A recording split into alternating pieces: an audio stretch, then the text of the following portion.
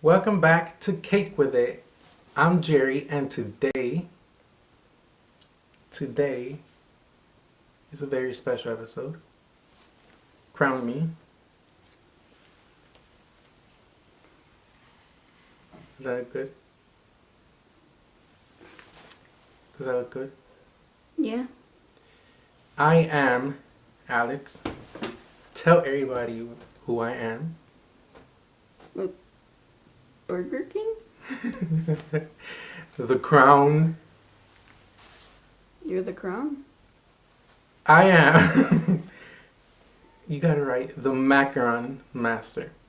And today... That's not what I said.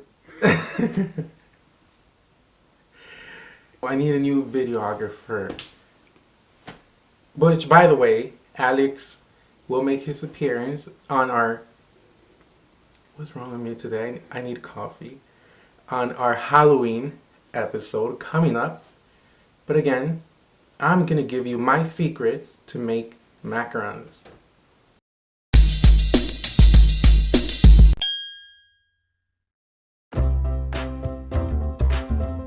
I am so excited to share for the first time ever my macaron recipe and technique with you.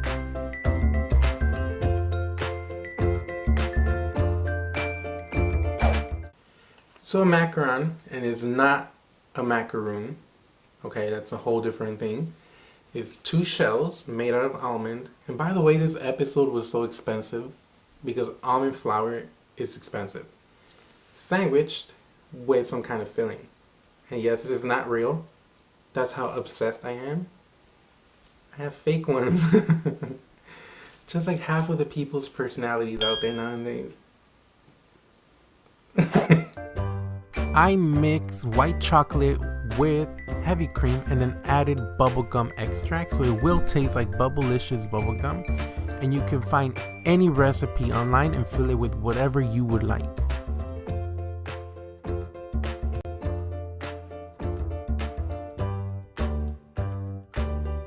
Now this is where you pay attention. I grab my almond flour and my powdered sugar, and I'm going to pulse it in a food processor, but not too much because then you'll get a paste. And then I'm going to add it to a bowl, and you can sift it or you don't have to. But this is one method to have the nice, shiny, even shells. But again, you don't have to do this.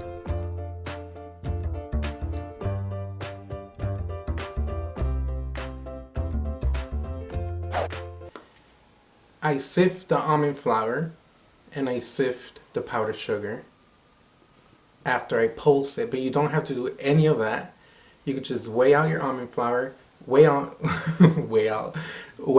your almond flour, and then weigh out your powder, powdered sugar, and then just mix it in the bowl.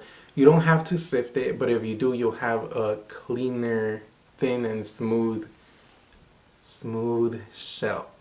But again, if you're just going to eat them at home, you just want a shell.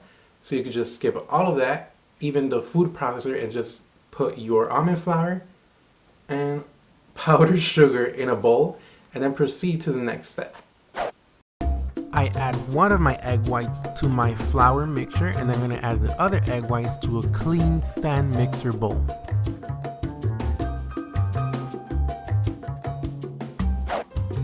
I cook my water and sugar on medium heat, and once it reaches 118 degrees Fahrenheit, I shut it off fast and I start my egg whites on high speed. Before you add your sugar mixture to your egg whites, you want to make sure that it looks like soap suds.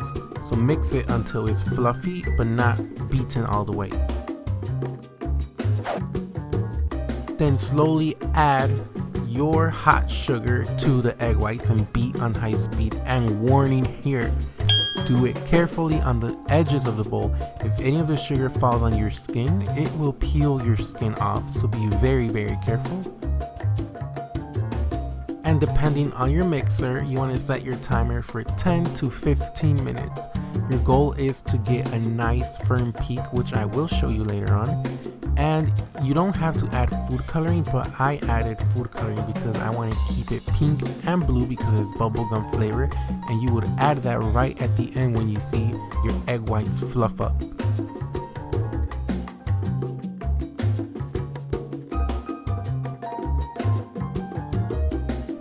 And this is what you're looking for.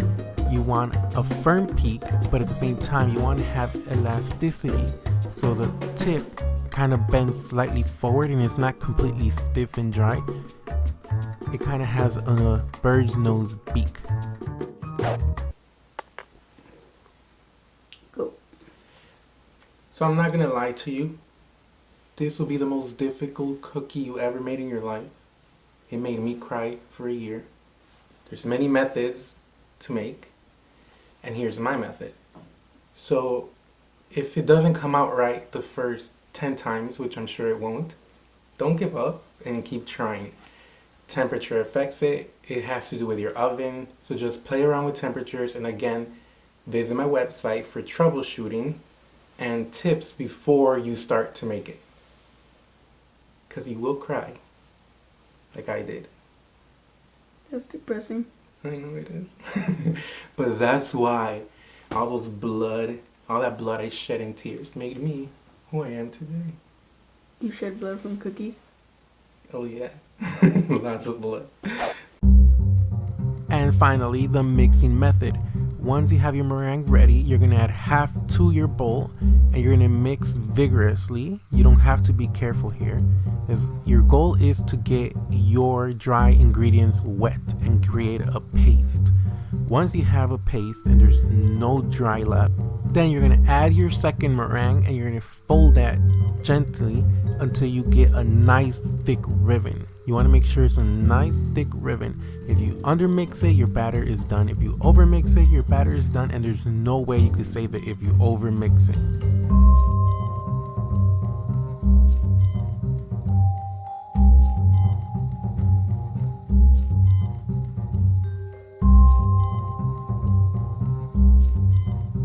And for the fun part, the piping, and I pipe it on top of a silk pad. You can use parchment paper and a stencil, but I use a counting method. I count to 3 and then I cut.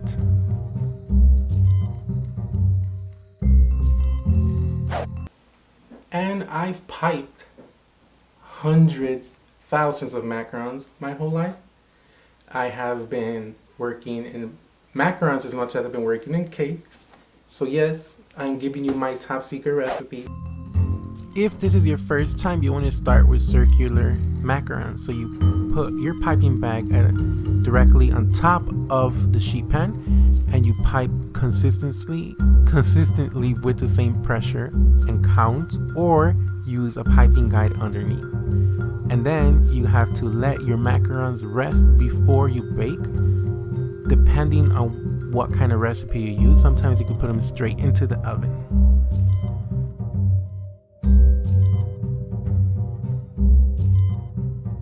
It's better if you let it rest for about an hour until the top is dry and you can touch it. That's your insurance that you'll get your feet on your macaron. So, if you like macarons, and I know this is not a cake video today, this is Bake With It, not Cake With It.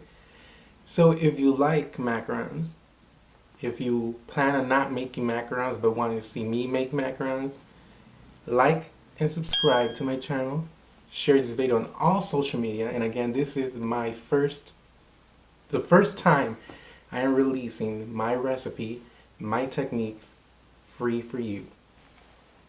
For now, so get with it.